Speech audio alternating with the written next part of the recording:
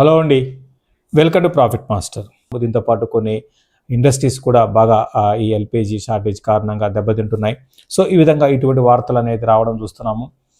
దీనికి తోడు మళ్ళీ ఇదే విధంగా క్రూడ్ ఆయిల్ ఇంకా కొన్ని రోజులు కొనసాగితే ఏమవుతుందంటే ఎకానమీ పరంగా చూస్తే ఇన్ఫ్లేషన్ అనేది పెరుగుతుంది. సో ఆల్రెడీ స్టార్ట్ అయింది. కొన్ని దేశాల్లో ఇన్ఫ్లేషన్ పెరగడం అనేది స్టార్ట్ అయింది. సో మనకు కూడా ఇన్ఫ్లేషన్ అనేది పెరుగుతుంది. దీంతోపాటు స్టాగ్ఫ్లేషన్ అంటాం, అంటే ఇన్ఫ్లేషన్ పెరుగుతూ అన్ఎంప్లాయ్మెంట్ అనేది పెరుగుతూ ఉంటుందండి. అంటే నిరుద్యోగులు ఎక్కువైపోతారు అన్నమాట. సో అది కూడా మనకి యాడ్ అవుతుంది.